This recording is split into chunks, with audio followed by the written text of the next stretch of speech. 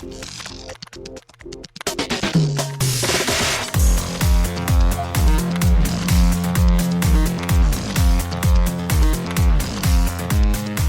and welcome to Too Fast, Too Forever. There's all kinds of family. We chose this one. This is episode 89, Diagnostics, the Fast and the Furious. I'm Joey Lewandowski. I'm Joe too, and this episode is brought to you by HKS USA. The FCON V Pro standalone computer is for high-level professional tuners. More variety of settings and more detailed management are possible. Very cool. Well, shout out to HKS USA. Did they just pay us in straight cash money, or do we have like special computer programs that we have now? They flashed the chip in your car. Did you not notice your throttle response is a lot better now? In reality, I have driven probably 30 miles in the last 8 weeks. Like, I got gas 3 weeks ago, and I'm still on F. Me too. I'm literally 7 miles away from work, and like going back and forth to work every day. I've used, in the past 6 weeks, maybe like a fourth of a tank of gas. You know, like, and that's even going to the store too. But for the most part, like, I'm just going back and forth to work. And like, when we go to the store, it's such a pain that like, I'm going there for like a couple days at a time. But your throttle response should be better. I cannot wait to, crack it open when I drive the 3/4 of a mile it takes me to get to ShopRite. Whew, boy, oh boy. So, this episode, we did a diagnostics before on Brian during the Paul Walker Brian O'Connor lap. Where we went to the Fandom Wikipedia thing for the Brian O'Connor character. Yes. Dug deep there. The original idea, and I don't know exactly, so the original idea for this lap, in addition to doing old school car movies, was also we were going to go deep on the first movie. So this is going to basically be a podcast, or like a lap. We kind of are. Because the minute. And we were going to do, well, the minute, yes, but I mean, like, specifically this lap was going to be like commentary, deleted scenes, whatever. And we're going to fold that idea into a future lap. But we're never going to really focus on this movie specifically in this way. We're going to do this episode where we're going deep onto the fandom, the Wikipedia of what we know, what we don't know, what we might know, and some fun stuff behind the scenes about the Fast and the Furious. That's all coming up after the break. But Joe, first up, the most important thing on the show, extracurricular activities. What have you been up to since Wednesday? Lots of like baking and cooking things. I've been keeping you updated, yes. And I posted it online too. I made a pizza that came out awesome, I think. Did you see the pictures of it? How nice did it look? I sure did. Mm-hmm. I think I'm really nailing it. Like, I'm getting excited about like my pizza dough and stuff like that. We made some bagels too, which were awesome. Mm-hmm. They looked really good. Like, it's been a while to figure out like how to make bagels. Like, we were making them, they were like super dense, and I wasn't liking it. You have to like play with like how long you boil them, because that makes the crustiness. So like, I got them to a crustiness that I like. They're nice and fluffy. They're not super dense, and I was very happy with them. And now I'm just like drying a bunch of sourdough starter to send to my friends. Cool. Yeah, because like I was posting pictures, they were like, San Francisco sourdough? No, the Italian guy. So okay, dry a bunch of that. I have it in the oven right now. You spread it really thin on like a piece of parchment, and you just put it in the oven with the oven light on for like a day, and just dry it out, and then they could reconstitute it. I'll put it in the mail for them. So very, very cool. Anything else? Any trash TV or anything you've been watching? Oh, we watched Birds of Prey, and Rachel really loved it. Love that movie. Like, I don't think it's necessarily great, but it's one of the most fun movies I've seen all year. I think Margot as Harley is amazing. Dude, and she it's nails a blast. It. We were like watching TV, and Suicide Squad was on. And Rachel was like, you know what, like, I feel like I want to watch Suicide Squad. And I remember, me and a couple buddies watched it when it came out. I was like, Rachel, you know what I remember about Suicide Squad? She was like, what? I was like, nothing. Because that movie is so fucking, like, useless. Yeah, it turns out, like, it's not great. She said she liked it, but obviously you could see that Margot Robbie was the best part of Suicide Squad. Yes. And we'd never gotten around to watching Birds of Prey. We put Birds of Prey on, and we were like, holy shit, this is what Suicide Squad should have been. Suicide Squad should have been Jared Leto, Margot Robbie movie, right? Absolutely. So I think what happened, if I remember the story right, is it was going to be a lot more Joker and Harley based, but then they got Will Smith, and they were like, oh, we can't not have Will Smith basically be the star of this movie, and so they changed the formula all over the place. Yeah, I remember Jared Leto bitching, saying that they like cut out like 30 minutes of his role and stuff like this in the film. He's in it more than I remembered, but it's not memorable. Screen time wise, he's probably in like 25 minutes of the film. Like, they don't really give him anything to do. so Yeah, it yeah. feels weird. Anyways, we were big fans of Birds of Prey, so we watched that.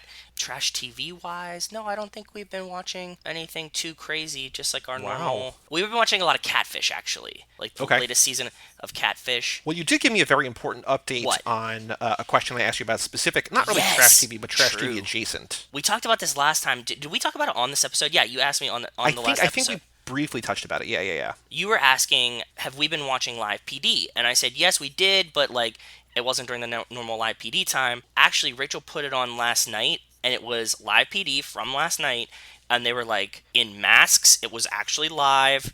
They were like, oh, we're on like a bit of a delay tonight because like a lot of our staff is working from home and like social isolation. But like they had cops on TV arresting people with the cops in masks and the criminals in masks.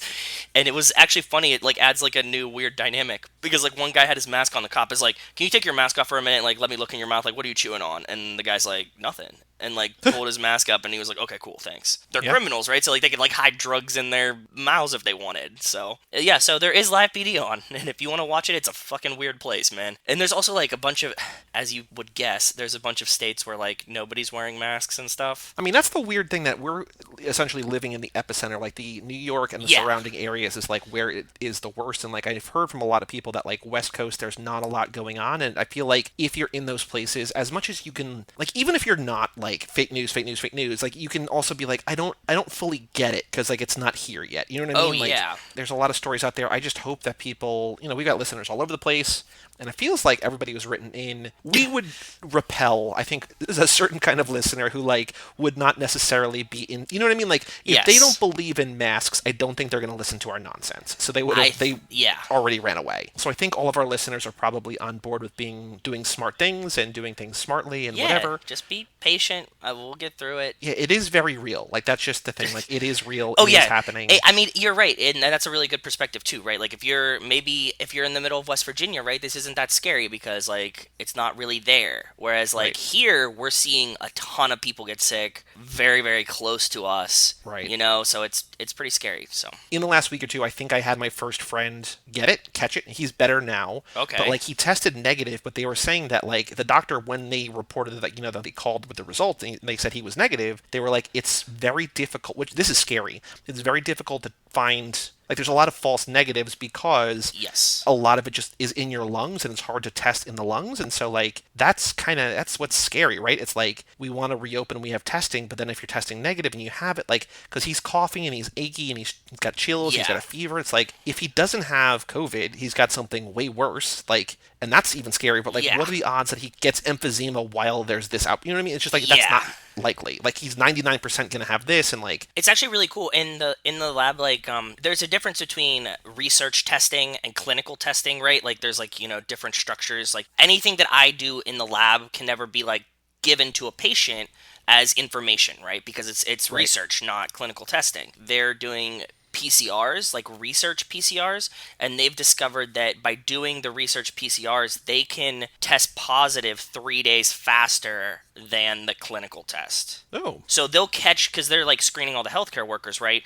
And they'll tell them, like, oh shit, you have antibodies, virus load, like we see it, like you should not go to work, right? To stop spreading it. And they'll pull them from the workforce. And then 3 days later, they'll be like, oh shit, like I have a cough now and stuff like that. It's really cool. very cool. Anything else of note? Anything else to update our listeners on? That's about it. It's family movie night tonight, so I'm excited. It is family movie night tonight. We've been Yeah. prepping for that, so this will have happened. When does this episode come out? This comes out on Friday, I think, think right? so. I don't know. I don't. It's so like I was I think I was talking to Jake, and I was just like, it's so hard for me to remember because we record two, I edit two, we release two, but like Yeah. it's not always the same two in a week, right? It's like it's between 4 and 5 because it's like the week before and the week of and the week after, and like I don't remember like. And I'm on top of all this. Like I know You have the if I think scheduling. about it, but oh boy, yeah, it's hard. It's hard to remember, and It especially is. considering like time has no meaning anymore, right? Like Yep. it just oh Yeah, boy. considering every day from Tuesday to like Thursday is the same day for me. It's very, very strange, and I'm Mm-hmm. like way out of the loop. Wes will send, you and I a message, and he'll be like, "Oh yeah, on your last episode." And I'm like, I don't even know what fucking episode Yeah. was last, because between Yeah. editing, I mean, between us doing it and what we're watching and what we're planning for and stuff, I don't know what came out. So Oh boy. That's even with me, my life not really changing that much because I'm still working, doing basically the same job. I mean, the difference is that there's no sports on, which we talked about. That there's, I'm not going to movie theaters, which we talked about. yeah, I'm seeing fewer friends on the weekends and stuff like that. But like, other than that, like my life is basically the same, which I think is why I've adapted so well to this, just because like things haven't changed. But I'm unable to figure out like I don't know what day anything is. Just yeah. it's I talk to my boss every day. Like he called me yesterday, he called me today, just like This is what I hate. I want that to go away. Why? How did we all lose weekends? What the I fuck don't is know. going on there? I don't go to actually go to work on weekends, but at the same time, it's like, why are you fuckers like sending me weekend emails and like text messages about shit now? This is not cool. Stop that. Respect the weekend time. So since we last recorded, I have two quicker things that I'm going to get to in a second. Go ahead. But I watched a couple movies. So number one, watched this movie, The Assistant, which came out this year or maybe late last year, but it's like saw a it. VOD release. I didn't see the movie. I saw a poster of it somewhere. Yes. It stars this woman, or this actress, Julia Garner, who I knew from The Americans. It's just a day in the life of her, and she's an assistant to a high-powered, like, movie exec. Okay. I was reading, and, like, response online is very mixed. From critically, it's very successful. But people, like, on the movie site that we're on, people are like, this is so boring. How do I get my time back? Blah, blah, blah. I'm here, like, because I've had jobs like that, and I know, like, it hit me in a way I was like, oh, this feels like a nightmare. It could be very boring. I get that. Okay. I don't know that I would have you watch it, but I really connected with it, and I thought it was really well done. She's great in it, and just like it's haunting. It's very oh boy, this is like for just following a girl at work all day. It's like oh boy, this is kind of a nightmare. Yeah. I also watched. Have you heard of the movie My Blue Heaven? No. So this is kind of a spiritual sequel to, even though it came out the same year, to Goodfellas. Interesting. Okay. So when Nicholas Pileggi was writing Goodfellas, Yes. he was dating, I believe, Nora Ephron, who has written like When Harry Zac Met Sally Efron? and You've Got Mail and Sleep. Yes, Zac Efron. No, she wrote like When Harry Met Sally and You've Got Mail and Sleepless in Seattle, like Makes all these sense. like really Okay. beloved, rom-coms and stuff like Yes. that, right? And so she would get phone calls like from the guys that he was talking to, and she would just talk to them too or whatever, and she would get into it. And so she wrote this comedy. It's Steve Martin basically in the Henry Hill role, and he goes into witness protection. Okay. And he's out in like a little small town in California. He's just there as he's waiting to testify, and Rick Moranis is his handler, and it's one of the Mike Manzi ride along lap, one of his favorite movies of all time. He told me to watch it forever ago. I finally watched it because it's on our upcoming comedy bracket, which actually might be live now. I don't know if it is live or not. But it's a really funny, goofy movie. Just imagine Steve Martin in the Yeah. lead role in Goodfellas, kind of, but Yeah. like just doing this intentionally goofy New York accent, and like it's a lot of fun. Yeah, I like Steve Martin. I always like forget about him. I remember like listening to his comedy records with my dad as a kid. My dad thought that he was really funny. So It's very good, especially if you like Steve Martin or you like Rick Moranis. Like Rick Moranis, I think retired or at least went away, but they're both very good in it. Yeah. We got Joan Cusack in there. Fun movie. Cool. Check it out. Good. And I also today watched, because we run the film club we've talked about before, and we're doing a whole month of Canon films. So I finally watched that documentary about Canon films, How was Electric Boogaloo. It's good. Did you watch it yet or not yet? No, I haven't. It's amazing how crazy everything they did is. That's funny. Wait, hold on one second. I have USA on, and they're just doing a Saturday movies Fast and the Furious starting next Saturday. Wonderful. So tomorrow, as this Yeah. comes out, tune into USA. It looks like it's like 1 through 4. They're playing all of them in a row. Perfect. So, Perfect. I wish they sort of slowed it down, because like it hits you with so much, and they're like, as soon as you're like you get into something, they move on to the next thing. But like there's Okay. just so much crazy, so that whenever you watch this to like sort of prep for this month, there's an insane amount of just crazy in it. They talk about Okay. like the movie you're gonna talk about, The Apple. They talk about, the movie that Kate's going to talk about, Break-In or Life Force. Like, there's just so much crazy. So if you want to know this like insane story, it was on Netflix for a while. It's not there anymore. You have to pay to rent it. But Electric Boogaloo, the Wild Untold Story, or whatever it's called, worth checking out. The two things that I want to talk about. First of all, I started watching Rick and Morty. Have you seen Rick and Morty? Of course. So I'm like only 6.5 years behind on that. Do you know the meme? Have you gotten to that point yet? Do you remember it or recognize it now? It's like there's a whole bunch of copy pasta about it, right? It's like, I don't expect you to understand the high level comedic sophistication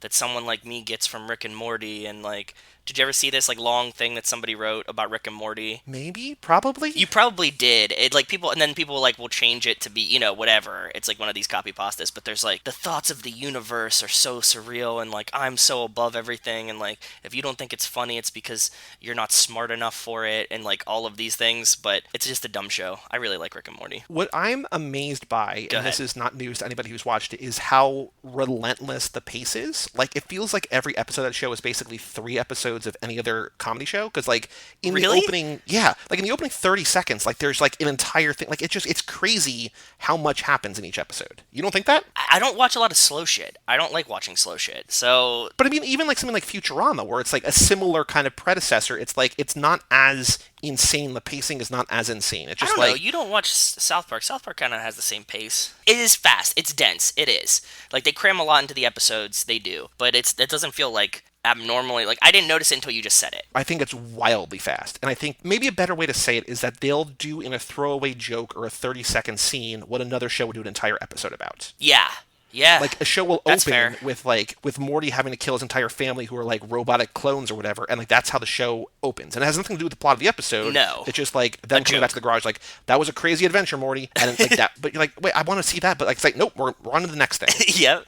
Did you get to the intergalactic cable episode yet? Oh, Rick Minutes, yes, Yes. where he has access. That was one of my two favorites from season one. Ball fondlers, like and all that. Yeah. Yeah, this is where I always say it. I actually say it on here all the time. Like two brothers, they're brothers that fight nuns. Like Oh yes, where it's just like they're like stumbling over their lines. That they're doesn't not matter. It's just lines. like That's the funny thing about it. So they're just like they have to be like just stoned or something, but they're just playing word association, and then they make the cartoon after they're like yeah. describing what the thing would be. So like you hear them like thinking about like what they're gonna deliver. That's one of my favorite episodes. That one cracks me up. Yeah, that was my favorite, and the other one that I really loved in season one was Me Seeks and Destroy. Do you remember like Oh where he's yeah, like I'm Mr. Me Seeks? yeah, of course. That's a very famous one. Amazing. Yeah. Amazing.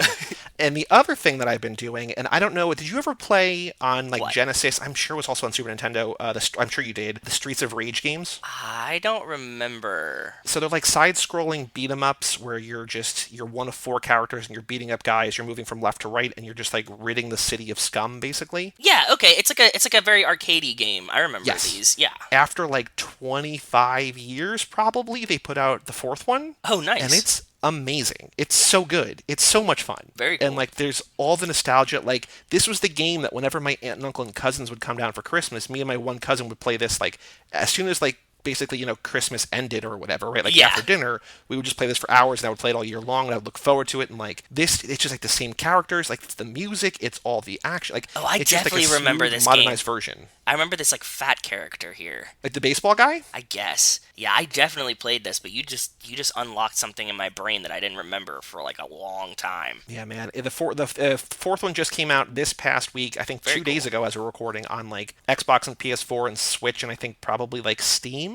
And it's included in Xbox Game Pass, so I don't even have to pay for it. And like, man, I love it. It's so Cool. good. Like a couple years ago, I haven't played it yet, but they put out like Sonic Mania. Like, there's been so many Sonic games since the Genesis ones, Yes. and like most of them have been bad. But then this Yes. game Sonic Mania came out, where people were like, oh, this is like nostalgia done right.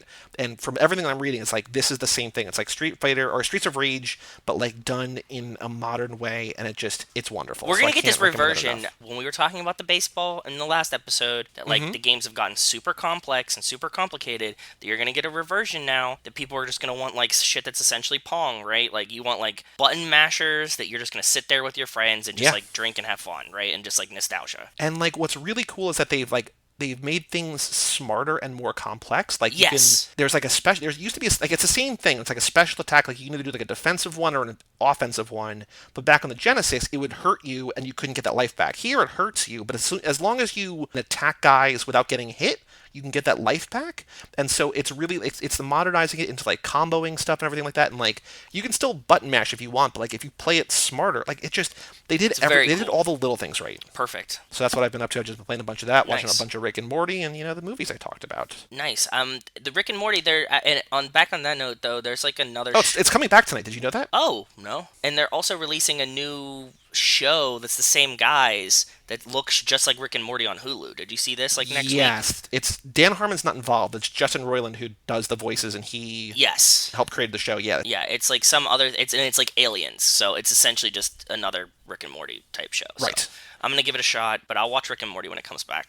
I mean, we have family movie night tonight, so probably watch it after that or tomorrow. We have a Patreon here on the show, toofast2forever.com. Shout out to Cassie Wilson, Jake Freer, Ben Milliman, Nick Burris, Alex Ellenin, Justin Kleiman, Brian Rodriguez of High School Slumber Party, and Haley Gerbies for supporting us in there. Guys. Thank you all so very much. Thank you. If you want to be part of our Gallo 12, if that has not been filled yet, join at toofast2forever.com. There's something we're toying with. I know. Joey blew my fucking mind last week. Like, I'm busy at work. It was Friday. I was doing a lot of work stuff. I opened my messages from him, and I just saw this picture. I was like, holy shit, this is probably the best idea you've had in a very long time. And he's full of good ideas, trust me. He really is. Thank you. I was like, this needs to happen. This absolutely needs to happen. I feel like we're doing Patreon both right and wrong. Like, we're essentially losing money. Like, we're spending so much. Like, all the money that we get goes to, like, the stickers, it goes to the recording program, it goes to the whatever, it goes to this, that, whatever. And then this is going to cost us, like, a stupid amount of money, probably, but, like, it's so cool. It's such a cool idea. I got to figure out how to get it made. Man, oh man, it makes me happy. It's so fucking cool. Yeah, I was really amped on it, and I think that you guys will be amped on it, so get ready for a little surprise, hopefully. So join the Gallo 12 at toofast2forever.com. We have an email address here on the show, family@cageclub.me. And Joe, today we have... How many? Hit me with a number. 4 emails. It's nice. 3 from Nick, kind of back to back to back, and then we got 1 from Alex. Okay, shoot them off. So first up from Nick, The Rock and Stone Cold for president. That's the ticket that I wanted, right? Isn't that what I said? No, you said The Rock and Kanye. Oh, okay, yeah, sorry. I mean, it's effectively the same thing. Yeah, but I think that Stone Cold could really draw in the the yeehaw, right? Because he's a down to earth kind of guy, a beer drinker. Yeah. You know, so like he could really unite the country. I think the both of them. I think that's a good ticket. Sorry, go ahead, get into the email. He probably says this. First off, another mistake the first movie did. He says body shops are just general repairs on body and frames and paints. Guess nobody thought that we would catch the sign. I sure didn't. Oh, okay. I guess they're just saying like body shop, just in terms of like the shop that Hector has or that Dom has or that Johnny Tran has or whatever. They're not right? mechanics. They're not like mechanic shops or like garages. They're body shops. And he's right. My dad's friends have body shops, not garages. They can definitely do mechanical things, but for the most part, they just putty repair bodies. I wonder if this is something that Craig Lieberman was yelling about, like, this isn't a body shop. I think he was yelling about a lot, and I think that nobody was listening to him. Nobody listened to anything, Nope. Danger to manifolds, not a real thing. They're like, we don't care. Nick says, motorsports are sports you need to be in shape, and especially in NHRA, when they're pulling, I think, 6 Gs and 350 miles an hour in under 4 seconds. Different, but still sports. And this is when you were saying that you didn't think that NASCAR or whatever was still a sport. Yeah, he's right. It's physically taxing in the sense that they're like, under physical stress. Mm-hmm. He says, and this is, I think it's just a bunch of different thoughts. So we're going to jump from one thing to the next. That's He says, I think Cypher could start a Terminator war. It would be cool if she fought Etion's super soldiers with robots. Plus, it seems like they're gearing up for a family versus family war. Shaws have like 2 brothers and a sister, and as of 9, the Torettos have 2 brothers and a sister. Interesting. Ooh. That would be cool. And you're right, with her taking over the cars and stuff like that, like she would fight the super soldiers with like Internet of Things type things, right? Like you can have like a microwave that's trying to kill someone or whatever. Just becomes Transformers. Exactly. Which is also under Universal, I think, right? I don't know. You would know better than me. Yeah, Transformers at Universal Studios, yeah. So, I mean, it's happening. It's all happening. It is. Especially as, AMC and now Regal don't show Universal movies. Universal would be like, hey, let's just mash that. Like, So like every Fast and Furious movie makes $1 billion. Every Jurassic Park movie makes $1 billion. Every Transformers movie makes $1 billion. They're like, hey, cool. Meet Fast and Furious times Transformers times Jurassic Park. Here's a $3 billion movie. Sorry we can't show it at AMC, but it's in your living room for $15. Like, yeah, okay. Dude, yeah, I would definitely rent it for sure. You know what I mean? Like if they were like the crossover event of the year, it would be like, fuck it, yeah, I guess I could have to watch this. Like good, bad, ugly, it doesn't matter. If you have like Transformers versus Fast and the Furious versus Jurassic Park, it would be like, I gotta fucking see what they're doing. Like I gotta watch it on repeat forever. Yeah, you got it. I mean, like you'd have to just like, there's no way that any person on the planet would not have seen that movie. It's something for everybody except for maybe except for people with taste. Like everybody else is like, oh yeah, one of those things I love. Exactly. Yeah, that's what I'm saying. I don't think that there'd have to be like everybody would be like, "Did you see that movie?" It would be like it would be way bigger than Tiger King, right? Like Twitter, Yeah. Facebook, everybody would be like, "When then the dino ate the transformer," and like there'd be a million memes. It would just it would go out of control. Actually, this is not. You mentioned microwave. This is a different microwave. I think this is in Okay, the Toretto family kitchen. Nick just says, "I want to know if the microwave works, and I don't know why." is the microwave in the safe house or the microwave in the? I think the one, we could fit a lot of we could fit a lot of popcorn in this thing But they slash have pop a popcorn, microwave. so we assume that it works by law. But it did. But like Vince is struggling with it. But I don't think Vince is like the brightest bulb in the He's also not pack sober. either. Yeah, and he's not sober, so him not being able to work out the microwave does not mean the microwave does not work, right? Right.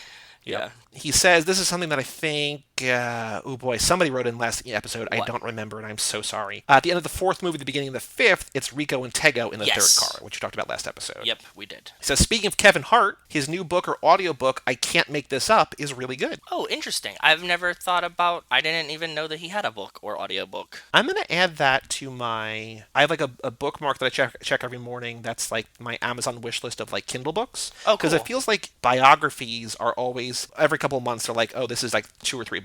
So when it goes on sale, I will pick that one up and I will let you I know. bet it's a I fun mean, at some read, point. and I bet it's an Yeah. easy read, right? So like this would Yeah. be like a good. This is a great recommendation during quarantine time. So I like it. If only Audible sponsored our podcast, we could get it for free, but Oh, no. And then he says, my wife was watching the show called The Circle. Seems like it would be right up Joe 2's alley. oh, trust me. I binged right through The Circle as soon as it came out. I blew. We finished that in like a day, and yes, it was Yeah. great. I told you. I think I told you about this one, right? I think so, yeah. Because that was the one that like everybody was all about. Yeah, it was like that you're in a room and you can like catfish people, like you're all like in an apartment building and like you can only talk through your TV. Mm-hmm. Yeah, it was Yeah. great. I agree. I very, very, very much enjoyed it. So, Circle was good. And if your wife liked The Circle and she wants something messier, tell her to watch Too Hot to Handle because it's on Netflix too, and it was chaos. And then he writes in about Vanishing Point and Death Proof. He says, Vanishing Point, it's been a long time since I've seen it, and I had to watch the movies again, so I'm fresh. Okay. But I caught more things this time. First, I think the girl at the gas station was the girl that he freed from the cop car. It looks like her. In his blank stare, he seemed to recognize her. Oh. Remember the flashback where he, like, frees her from getting raped by the cop and then he Yes. sees her? That's very possible. I mean, either it's her. It's either her or it triggers the memory of her, right? Yeah. Like they look so similar. I was thinking it was the latter, that he saw her and was like, "Oh shit, she looks just like that other girl," right? Because I do this all the time. But it very much could have been her actually too. So Yeah. He says another thing, the Nevada cop in charge is like in the whole movie. Even in Cali, he's at the roadblock and he beats up Super Soul. Determination reminds me of Smokey and the Bandit, lol. Yeah, cops everywhere. yeah, there is. He says, plus they do play chicken in Fast and Furious, I guess Too Fast, Too Furious, and they're racing for a Dodge Challenger. Well, they play chicken in Too Fast, Too Furious, and Dom and Shaw play chicken in Fast and Furious Seven. 7. Yeah. Yep. So we get a couple episodes of chicken. I always forget about the one with the Camaro, like with the old time, the classic car guys in 2 when they like drive down at each other. Yeah. I always remember like the Shaw and Dom one, but I don't remember You the thought other this was going to be a street fight? You're goddamn right. one. Yeah. Death Proof, he says, is still a weird movie. Cars were cool like the Nova in the beginning. Seems funny that the cover of the movie shows a Camaro, but there's no Camaro. We Yes. talked about that very, very briefly in the trivia, that it was just like, whoops. Yeah. He says it's an ugly year Mustang, and there's also a Charger and a Challenger. Oh, and the hatchback Honda. And the old Ford truck he shoves off the road. Yes. Still a cool scene at the end. Stuntman Mike is very creepy. Might have more to say since I haven't listened to the episode yet. So anyways, check out my taillights, boy, Nick. Thanks, Nick. That was a fun email. Thank you. Then he quickly followed it up with, forgot to mention that Roxana was funny and has a spunky spark to her. And the Oh. quiz was funny. She should bring all of her friends on. They're very intuitive. Yeah, I think that's a good crew. Like the whole like Pajiba Network crew, right? Like Yeah, we got more coming. yeah, they're great, man. I'm a big fan. I preach the gospel of Pajiba to all of my friends that'll listen. They write a lot of stuff that's up our alleys. They do like Kate's always writing hot takes on Twilight. It's the and Circle. I don't right? understand how like she basically does what we do, but like gets paid for it. She's like, I'm I gonna write know. about these same 3 things, but I'm gonna get paid for it. It's like you pulled one over on a whole bunch of people. You know what I mean? Like I don't know Yeah. how you did this, girl, but like Like, get what it. did she like? What article did she just put out? It was like, "Why Twilight is awesome" or something like that, and just like I was like, you are killing the game right here. This is amazing. Yeah. Or like, why you should watch Twilight during quarantine or something. It was like, go for it, lady. I'm just more jealous than anything. I will tease this that we're going to have another Pajiba writer on this upcoming episode of Tokyo Drift. Oh, damn. Then Nick said, I think it was like a couple hours later. Yeah, a couple hours later, he said, hello. He said, wanted to mention that Burger King also did that for the Big Mac, too. The Big King looks just like the Big Mac. Because we were talking about how they did the Yes. Quarter Pounder King. So I guess Burger King just like straight up like, hey, what are you going to do about it, Jacking McDonald's? shit. Nick says, I need to watch all of Tarantino's movies. Haven't seen a lot of the old ones, and I enjoy the new ones. Well, if you like the new ones, the old ones are even better. Like, I they're think the so. best ones. Yeah. He kind of got like a lot of carte blanche after he made some of the classic old ones, like because they were so good. So now he kind of just makes whatever he wants, and they're very Tarantino-y, like we were talking about in Death Proof. If you do like any of the new ones, the old ones you can see like where he like actually got it, and they're usually more original. Not that any Tarantino movie's not original, right? He just stole like all the coolest things from every other movie that he's seen, but they are more original. I do think that back in the day, like Reservoir Dogs and Pulp Fiction are lighter on the lifting. Like they are Yes. inspired by classic crime movies, but they're like there's a reason that Pulp Fiction like changed the way that independent films were made because it was like such Yes. a revolution there, right? Yep, I agree. Kind of Kill Bill and Beyond, it's like, oh, I'm taking this from this, I'm taking this from that. But like the early ones, Agreed. I did like Death Proof more the second time, especially knowing Tarantino more. I never heard of Dirty Mary Crazy Larry, surprisingly, but glad it's getting covered. Hope I can find it somewhere so I can watch it on my truck. Yeah, I hope you found it. It was a pretty good movie. I'm sorry that we kind of like, spoiled how Vanishing Point it was, but it was fun. By now, people would know that, like, in the second half of the episode, like, we do a conscious break, right? Like, Yeah. we don't spoil, like, we're not spoiling what we're talking about in the second half here in the first half, so that if people want to, whatever, whether we're talking about a movie or a show or just, you can stop in the middle, come back whenever, you know? Word. And then here, Joe, this is your direct influence on Nick. He says, I downloaded Disney Sorcerer's Arena. Oh, God. Not bad. He It's says, I'm fun! still going strong in Raid Shadow Legends. Dude, Disney Sorcerer's Arena is fun. Like I said, it's brain mush, right? I'm really needing something to escape lately, so it's very simple. It's dumbed down, turn-based character fighting, right? So Yeah.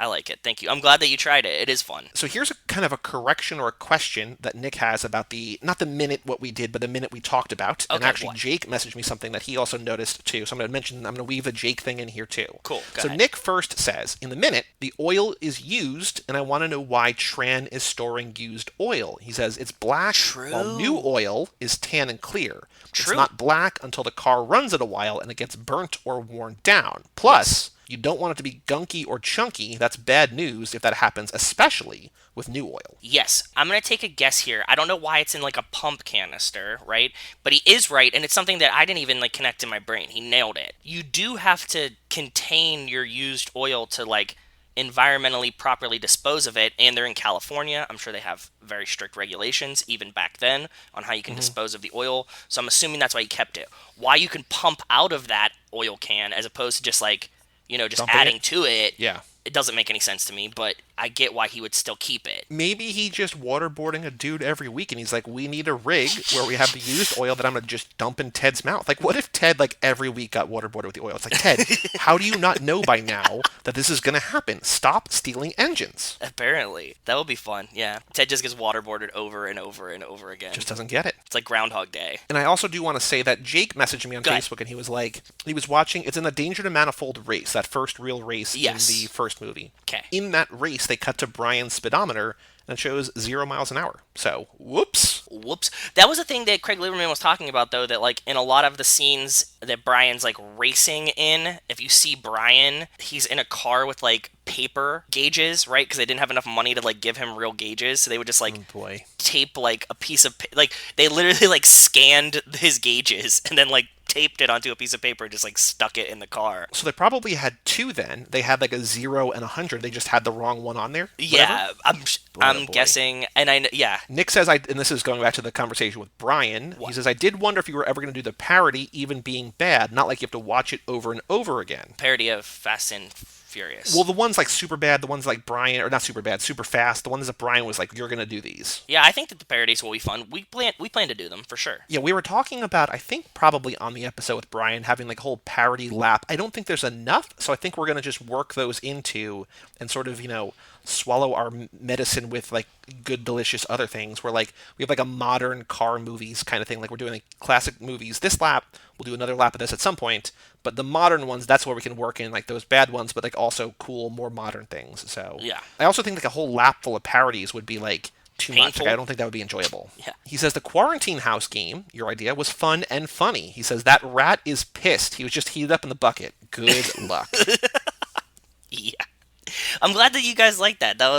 This was just something that popped into my brain as I was doing this, and I'm glad that it was enjoyable. He says Fox Force 5 out. Nick, taking it a little too seriously. Check out my taillights, boy. Oh, thank you for writing it again, Cool. Nick. Those are fun emails. And our last email today is from Alex, running a record during the Rona. Ooh. And so remember, Alex picked our Cannonball Run movie last episode. Oh yeah, that's true. Yeah. He says, so when I originally picked Cannonball Run, it was just after the record was set. Well, there was some talk about whether or not quarantine would be a good time to try a record run. Ed Bologna talked about it on VinWiki back in March, but someone just did that at the beginning of April. He says, here's the article about the group of guys who dropped it to 26 hours and 38 minutes, which is fucking nuts. But that's fucking genius too, because there's nobody on the road. You know what I mean? So like, it's a great time to try to do the run. Like if you like geared up for it, you'd be like, let's send it. So it says a team exploited the coronavirus pandemic to set a 26-hour, 38-minute cross-country record. Cannonball purists are criticizing the run as grossly irresponsible, while the nation deals with an emergency of unseen magnitude. Okay, again, we're preaching social distancing. If you're doing a run in a car, really, how much are you doing? You know what I mean? Like they have to stop to get gas. You pour out your hands on the gas pump. It's not like they're not like putting other people at risk by doing this. So The article says only a few months have passed since we reported the New York to LA Cannonball record was broken. It's allegedly been broken again. The 26-hour, 38-minute time, which beats the record set in November by more than 45 minutes, appears to be legitimate, according to a Cannonball insider and driver who set his own record, 28 hours and 50 minutes, in 2013. All we know is about the set of scofflaws is that there were 3, maybe 4, and that they were driving a white 2019 Audi A8 with a pair of red plastic marine fuel tanks ratchet strapped into the trunk. They started the Red Ball Garage in New York City at 11:15 p.m. on April 4th, and ended less than 27 hours later at the Portofino Hotel and Marina Jesus. in Redondo Beach, California. God. The traditional start and end points of a cannonball attempt. that's incredible. With 4 dudes, you could power through this, and like nobody on the road. It's genius. I applaud these guys. Actually, you're gonna go stir crazy. Like people need to do something, and this is like, I mean, minus the speeding aspect of it. This is low on the danger scale of Corona scale, right? Right. It did not escape many longtime cannonballers that an immobilized workforce in hard times might create ideal road conditions for fast driving thanks to much lower traffic volumes. Yes. Musing and online chat groups ensued, but most decided it was better to cast their lot with the rest of humanity and stay home. Most, but not all. True. Debate within the group of self-anointed Brock Yates disciples raged. Was it appropriate to participate in an illegal cross-country race or even a time trial during a period of national crisis? When it became apparent that someone on the outside had gone ahead and completed very successful runs, responses ran the gamut from nice job to who the hell do these guys think they are to who the hell are we to judge them? There was Yeah, talk that's of what I'm not saying. recognizing the new time due to the extraordinary circumstances. That's fair. This is a thing, right? Like if there was some kind of prize that was like you got the fastest time and you got it during Corona, like that's a little unfair. So you know they'd get an asterisk. If you just want to do it, you're not harming anyone. So fucking do it. I don't care. It says, as John Ficarra, the creator and organizer of the 2904, which I don't know what that is, I might have skipped that earlier, had pointed out, there's no sanctioning body for an illegal cross-country races and time trials. Exactly. He suggested that those worried about besmirching the legacy were taking themselves too seriously. Word, I'm with this guy. Thumbs up, bud. It's an illegal fucking street race. So what are you gonna do? Just why are you getting worked up about it? You know what I mean? People just want to be pissed off about the dumbest shit, man. Yeah. All these seem like is to me is the guys that are jealous that they like their wives won't let them do it right now. Or something like that, you know what I mean? Where you're like, no, stay home. Like, if it's like 4 dudes that work at a garage that are always in contact with the same 4 dudes that work at a garage, like, you're not meeting anyone. It's not like you like went to a concert. I think going to a concert is like more dangerous than them driving 100%. them 4 people in a car that want to drive fast. Like, again, the speeding, I get it, that's dangerous, but at the same But time, it's also it's like safer to do the speeding now because there's fewer cars and fewer Exactly. people you can crash into, right? So, yeah. So fuck boy. it. Oh, people just like to complain. Alex goes on, he says, if anyone gets any interest in the real cannonball that expired the movie, Alex Roy's movie Apex 2, The Secret Race Across America covers his record run in '07 with a bunch of interviews with guys who ran the race in the 70s and 80s. I'd also recommend Roy's book, The Driver, and Ed Bullien's books as well. Stay safe, fam. Alex. Add them to the book list then. We got all kinds Yeah. of good book recommendations today, huh? Yeah. When I was looking the other day for more car movies, like I was just putting together like this sort of sample list because this is not going to be the next few laps, like another lap Yeah. of classic car movies and modern car movies. And I was looking, and there are so many.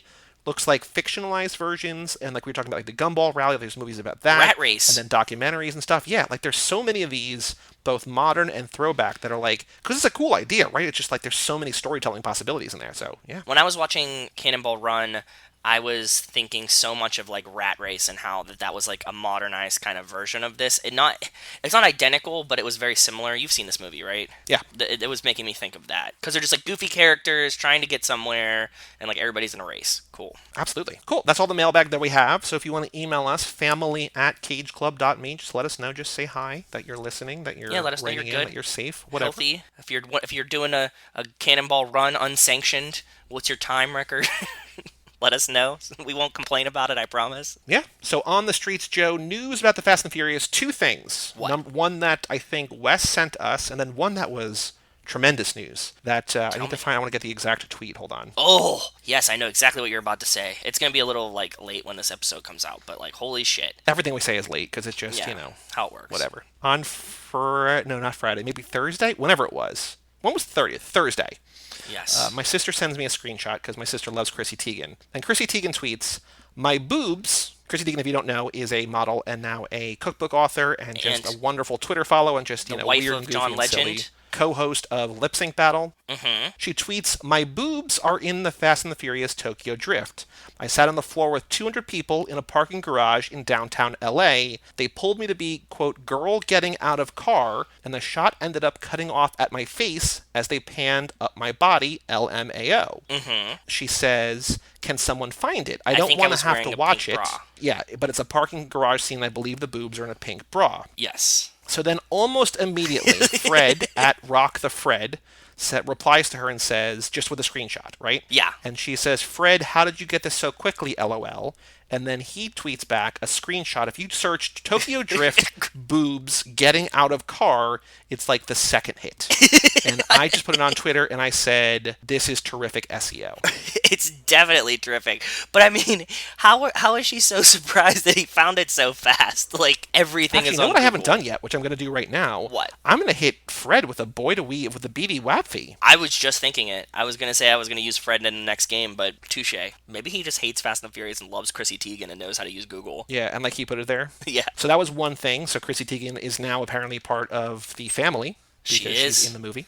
she is. This is something that Wes sent in. He said it was on Collider, Furious Okay. 7 original ending revealed by Chris Morgan. So we've been talking about for a while since the aforementioned Kate Hudson was on the podcast and her idea that like basically Paul dying made them rewrite a bunch of stuff. But this is apparently the original ending for Furious 7. What was it? When Fast 5 marked a critical and commercial high point for the Fast and Furious franchise, the series was reinvigorated. Fast 6 was even more successful. Ultimately, in the midst of filming Furious 7, the series lost a friend and star due to Paul Walker's untimely passing. After reconvening, the producers, stars, and James Wan agreed to finish the movie as a tribute to Walker, but required a massive amount of restructuring, rewriting, and reshooting. In effect, the entire third act was changed, and instead of setting up future sequels, Furious 7 goes off on an emotional note as Walker's character rides off into the sunset. Yes. So this article came out when Fate was coming out. So this is basically like a lead up into Fate. Okay. One of Collider's writers sat down with Chris Morgan, the screenwriter, and this is the intended story arc for Brian. Okay. Well, the original ending, if I remember correctly, was our guys end up solving the problem and then kind of becoming, again, going more outlaw. Sort of a happier ending that kind of ends with the insinuation they were going to go off onto this heist or this job. But the core issue for Brian was the kind of who am I? He's a Okay. guy who used to be a cop and in the thick of the action and a racer. Now he has an amazing wife, a kid, and another on the way.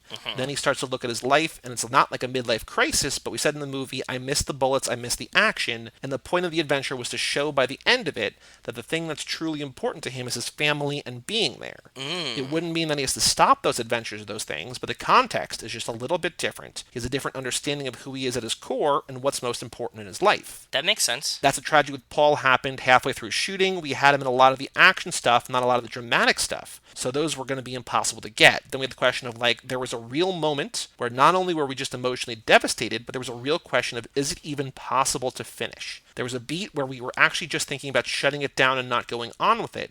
But we took a little time, everyone had a chance to grieve. Then we all started thinking about it, and I specifically remember thinking, how do we build that story? What do we have with Paul?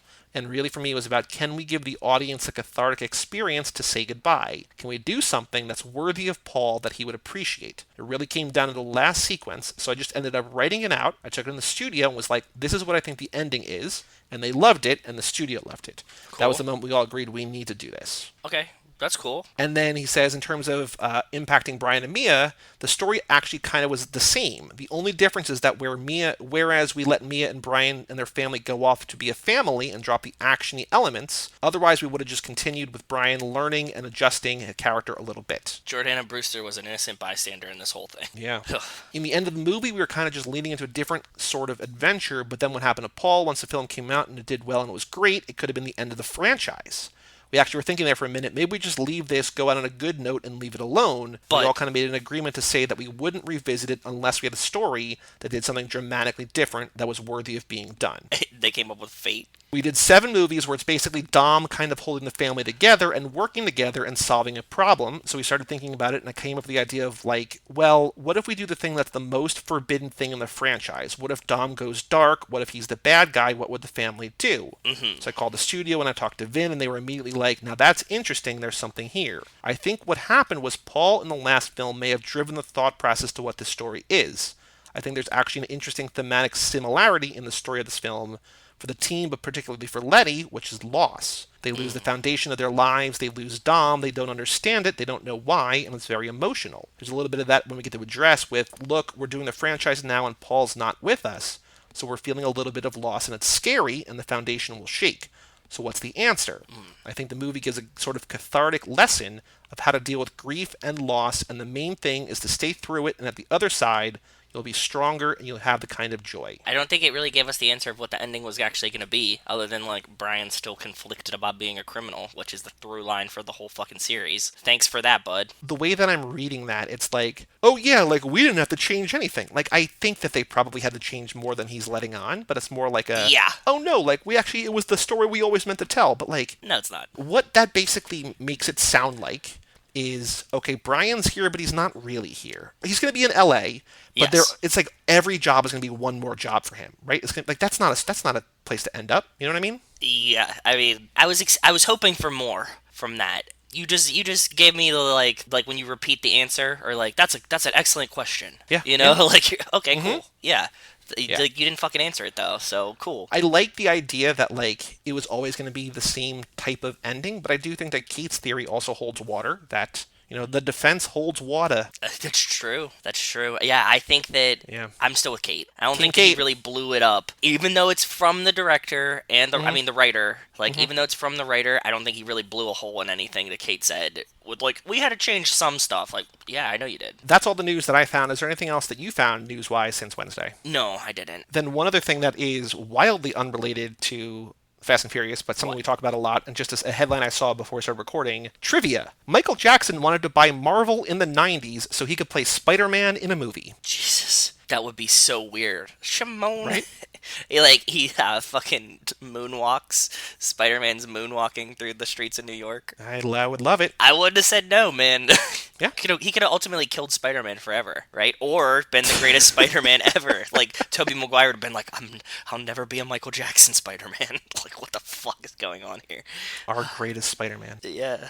Oh. Rock the vote. I'm going to search on Google News, The Rock president and Dwayne Johnson president, and see if we're any closer to that The Rock Kanye ticket or The Rock Stone Cold ticket. Stone Cold ticket, yes. Yeah. The Rock president, nope, nothing new there. And then Dwayne Johnson, president, remembering Dwayne The Rock Johnson's stint with the CFL's Calgary Stampeders. I saw like a tweet about him the other day that was saying that, and I totally didn't remember this, that he got like injured in college because it was his birthday, so somebody was saying like from getting an injury in college and playing in the CFL and then becoming a wrestler. He's lived a life, man. Yeah, he is. He's the man. He has We love The lived Rock. a life. Mr. The Rock. All right, the last thing we have to do before we take a break, as always, is the Fast and Furious Minute, Minute 56, which there's only one possible name. Oh, absolutely. You nailed it. You break her heart, I'll break your neck. Better stuff. Take a look at these.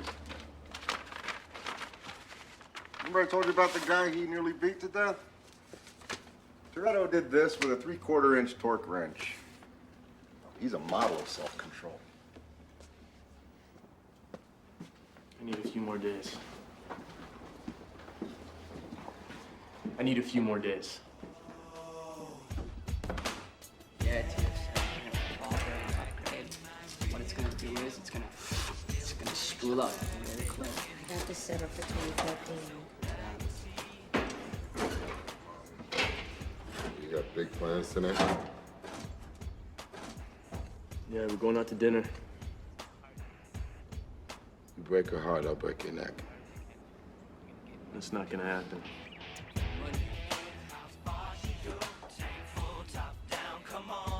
I want to show you something. So in this minute, Tanner shows Brian some photos of the guy Dom nearly beat to death, who is Kenny Linder, who we'll learn more about in a minute or two. Brian tells Tanner and Bilkins he needs a few more days to gather info. We're then cut to DT Precision Auto Shop, where Jesse, Letty, and Leon work on the engine for Dom's new 10-second car, as Dom and Brian work on the chassis, and then as the minute ends, Dom takes Brian somewhere to see something. Yes. Which sounds mysterious, but we haven't seen it yet, so we'll talk about that next minute. Exactly. Hold off on it. My first question here is where Vince at, String? He's probably still grumpy, right? Like he's not a fan of Brian. Or also he could be planning the heist. Yeah, I think more realistically, he's just grumpy. And he's like, I don't want to hang out if the guy's gonna be here. Well, he probably wouldn't have said guy. He'd have used a slur. But Oh, actually, so Alex tagged our Too Fast Too Forever in a thing on Instagram that Machine Gun Kelly was reenacting all these like famous movie scenes. Oh. And he did the watch your back scene, and he did not say the hard F. And so Alex just tagged us and said,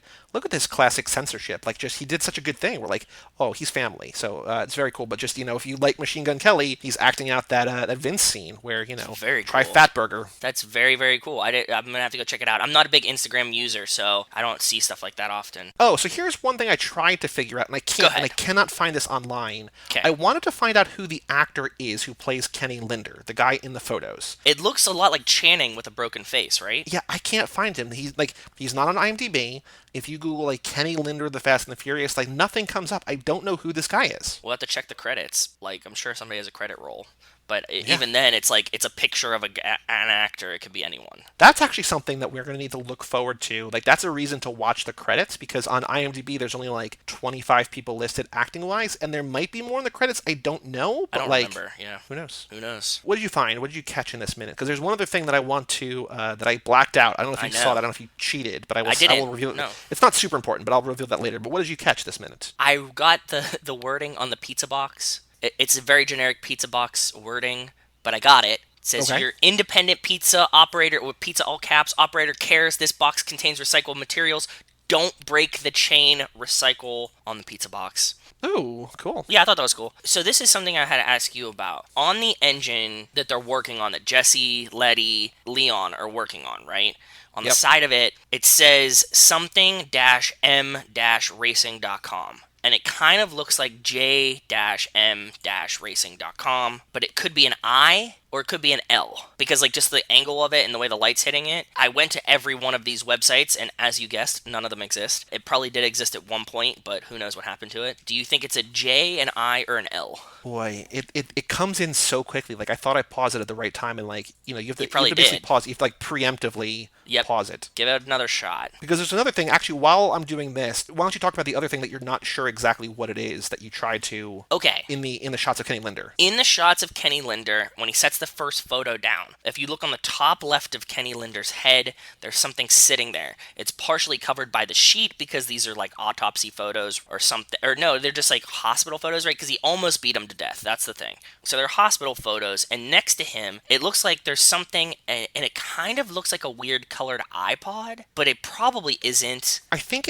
what that looks like to me is just What? like an electrical outlet, like some kind of like. But it's on the bed. I don't know if it's on the bed or on the wall behind him. I don't think it's no, because it looks like he's like laying down, right? Aren't they all like he's like laying down, like in a hospital bed? Let me look that back up. I'm looking at the JM Racer right now. I think so. I don't think it's an L. I mean, it could be. It looks like. So I'm basing this on the eye in racing and where the dot on the eye is, and it kind of looks like it's dotted. Right? It So it kind looks of like a actually. J. You know what? I think what it looks like, what's hanging below the line, is actually a reflection. It's probably LM Racing. I think that's my best guess because I don't think anything Okay. drops down. I don't think. Yeah, because the G in the racing is lower, and it didn't look like it was that low, but it also looked dotted to me. So I was like, it's either an I, an L, or a J. In this picture, he's definitely laying down or something because there's a pillow behind him. Yeah, I was thinking maybe that he was like leaning, like you're sort of, he's like his back's at like a 45-degree angle and he's leaning against the wall and like that's on the wall behind him, but it doesn't look like there's a. Oh, you know what? If he's in a hospital bed, maybe it's like some kind of hospital machinery, like, you know, his heart rate monitor or something like that. Right, like that's what I'm thinking, like some kind of proprietary plug that like. I don't think it's a plug, dude. I think it's like a piece of equipment. But yeah, you're right. That would make sense. Yeah, it looks like an iPod or something though. It's like very strange. It's black and kind of silvery and looks like it has like a scroll wheel. That's why I was getting the iPod vibes because remember like the old scroll Yeah. wheels? It looks like it has one of those, but I don't know if that's just like not that or a button. Who knows? So my the thing that I blacked out What? was like I kind of pulled a U. What? I Googled corn chips brand GUI And you find it? guiltless gourmet, baby. Oh, yes. Click on that link. You can buy these on Amazon and like look at that's the bag. That's 100% the bag. Let me see. I did this. Oh, you fucking nailed it. Yep, you did. Right? 100%, brother. You did. I even did that same Google last time when I was trying to figure out what it was. I really did it. Glad you found it. I don't know how the fuck I didn't. Awesome. Yeah. Guiltless gourmet. That's really, really cool. So we can eat some nice Brian tortilla chips. And we would have to assume that this is probably the brand that was being used on the set. So it's probably the brand in the barbecue as well. Probably. Probably. So we got to add it. Hold on, I'm going to go on our. So we still have on the Too Fast Too Forever Facebook page the event that we made for 1327, right? Yes. So I'm just going to post in there because we have like I looked at the date and it has like 12 yeses and like 17 interested. Again, just say yes. We're not going to hold it against you, but I'm going to post in there right now who's bringing the guiltless gourmet corn chips. That's awesome, dude. Good job, bud. I love finding stuff like that. We're gonna have like a whole list of like these really bizarre products that we'll need for a barbecue at some point that like won't make any fucking sense. You know what I mean? And I just invited Kara. Apparently, I think we made it before Kara was on the podcast. I mean, we definitely made it before us on the podcast. But Kara, hopefully going to be there in 7 years. True. The only other real thing of note that I want to say is that the song Mercedes-Benz by Say Yes begins, and that was also featured in the film Rush Hour 2, which came out the same year. Oh, So, very cool. getting that song around, shopping it around. He got the good royalties. Pretty big movies that you get royalties for. Yeah. For the future Fast Connections, This is so name, good. The name of the minute is from the conversation that Dom and Brian have when they're working on the chassis, right? Yes. And then Dom's like, "Hey, you got big plans tonight?" And then this is like clearly they have talked about it, right? Because like it's not like, "Hey, I'm taking your sister out." It's like, "Yeah, we're going to dinner," and he knows. And that's when Dom says, "You break her heart, I'll break your neck." I made a note that he does in fact break Mia's heart, and Dom does not break his neck. So what a liar. Oh god. Yeah, you really got me with that one. Thank you. I'm glad that you wrote that in there. I laughed when I read it. Are there any other notes, any other points, anything else you want to say before we get to the trivia questions? No, get to the trivia questions. I want you to read them and I have a thought. So I have two different ones. We don't have to do both. I think one is more obvious. I don't know. They might both be easy. They might both be difficult. I'm not sure. I wrote down, what gauge torque wrench did Dom use to, quote, nearly beat a man to death? The answer is, of course, 3/4 inch. Of course. Yeah. And the other question I wrote down is, what is Vince doing as the family prepares Dom's new car? And the answer is unknown, as he's not seen at the garage. Now, do you like either of these, or do you have another one that you'd want to do instead? I like the wrench one. I don't like the second one, and I have a replacement for it. Okay. How many photos of what's his name Of Kenny Linder. does Bilkin show Brian? Because it's like one of those things that this could easily be one. It could easily be four. you don't know. You know what I mean? Just like 1, 2, 3, 4. The answer is, of course, 3. Yeah, exactly. I'm gonna go post this and watch my friends rage about this. I asked my other friend about what appliance is the dirtiest, and he was like, the TV. But I only know that because you guys were tweeting about it the other day, and I was like, why the fuck are they talking about the TV? And I was like, I don't know. Like, Yeah. you got to look at it. It's fucking dirty ass TV. Any other thoughts about the Fast and Furious minute 56? You break her heart, I'll break your neck. Before we take a break and talk about Diagnostics. No, I'm excited for the next minute. We're getting really, really close to like a good one, right? Like, yeah. we're getting to the dad part. So yeah, it'll be really cool. Well, let's take a quick break. Let us hear another word from our sponsor, HKS USA, and then talk about the Fast and the Furious Go Deep Diagnostics.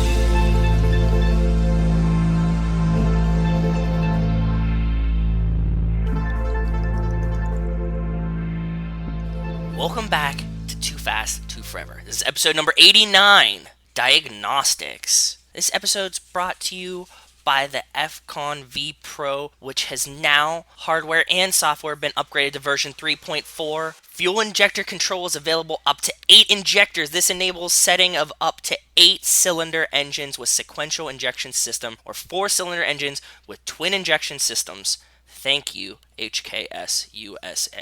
Thank you, HKS USA. Now, Joe, I have a question for you. Are you ready to go? Maybe, actually, I haven't read this. I haven't really pre-read this. I've sort of pre-screened it, but I was going to say, are you ready to go possibly way too deep on the first movie? As if we haven't committed to doing that already.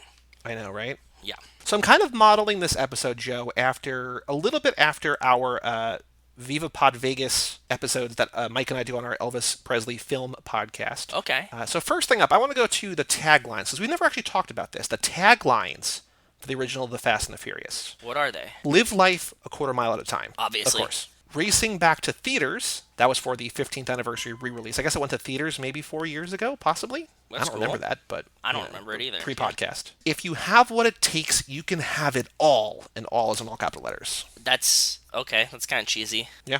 If loyalties must be broken, if the lines must be crossed, do it fast, do it furious. Ooh, I like it. That's a good one. That's a good one. You need to throw the title into the tagline, right? Like, yeah. But here's my favorite one. What? Tell me. Because it's not really, like, it's kind of about it, but not really. Go ahead. When the sun goes down, another world comes to life. That's a good one. That's a really good one. It doesn't really describe this movie. No. It describes, like, the first race, and that's it. But it adds some mystery and some suspense to, like, what the movie could be about. So I kind of like that. We've talked about this before, but in terms of box office, the Fast and Furious budget of $38 million opening weekend domestic made $40 million. So even if you're going to spend more money on marketing, and we'll get into that there. I know that there's some trivia about that later. It made more money on its opening weekend than it cost to make the movie. Worldwide gross for the first one, $207 million. Jesus. Smash hit. Smash hit. That's why, of course, we have 9 of these now, because the first one was so wildly successful. And why we exist, you and I. Yeah. The Fast and Furious on Letterboxd now. This is now going back to our Zack Attack days. Has an average rating. Do you want to guess? It's... we're going to just tell you, and then we can play... I'm going to do one round. 3.2. 3.1. You're very, very close. That was purely a guess. Without any hints at all, that's what I felt in my gut. So... Yeah. Damn, point so one this movie off. has been seen... Actually, hold on. Oh. So Mad Max Fury Road. Oh. We have not played this in a long time. We haven't played this game in a long time. I'm excited. Our fans might not even know about this game, right? No, I don't think so. So this is something that we did on... We started in the middle of Zack Attack, and then we played through all of Boyfriend Material and all of Magic Mike's when we did that. But so Mad Max Fury Road is not necessarily the most popular film on Letterboxd, but it was the one that we always used as the metric, right? Yes. Yeah. Because it gives me a scale. So what this game is going to be, I guess, how many people have seen this movie and logged it on Letterboxd. And we always used Mad Max Fury Road as the benchmark to just see how many people had logged that. And I kind of scale it and take a guess. For a while, especially on Zack Attack, I was getting absurdly close to how many people, within tens. You know, it was insane. It was crazy. Joey was always super surprised. I never cheat at this game. I've never used Letterboxd. I don't even think I logged into Letterboxd ever. I made one for you when we were only logging every time you watched We Are Your Friends. Yes, exactly. but I don't even remember the login for that. But anyway, I don't. Mad Max Fury Road has, and this is a crazy big number, that it's dwarfed the previous. I don't remember what it was at, but this It was feels like way bigger. 350,000. 550,000 now. Damn. Okay. Yeah. Right? Letterbox is getting bigger. Cool. The Fast and Furious 2001, directed by Rob Cohen, has been seen by how many people? I would say logged on Letterbox, Fury Road. And this is tough because like it's a 550. classic, but it's not. It's not necessarily in the Yeah. Letterboxd aesthetic. Let me think. I'm gonna go 117,000. You're not wildly far off, but you're a little low. I'm a little low. Okay, 125. 146,000. I started at a pretty good place. You started, yeah. You were not that in the grand scheme of things, not that bad. No, not that bad. I actually Cool. wonder, what do you think is it probably Fast 5 is probably the most logged? Let's see. 8. It has to be the newest one. I'll look up 8. I'll look up 5, 8, and Hobbs and Shaw. Or maybe 7, because Brian dies. 5, 115. So you're right, it's not that one. Okay. 7, 129, still less than the first one. Okay. Fate, 97. Damn. Hobbs, 71. So none eclipsed the first one, apparently. I mean, of the ones you checked, yeah. They're not watching 2 or 3 or 4 or... I'll look at 6.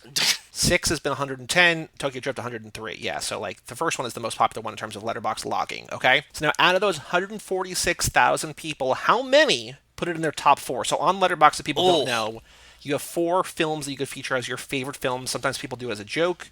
Sometimes people do it, seriously. Right now, I think I have 3 Cats and Paddington 2. So, it is what it is. But how many of those 146,000 people have put this in their top 4?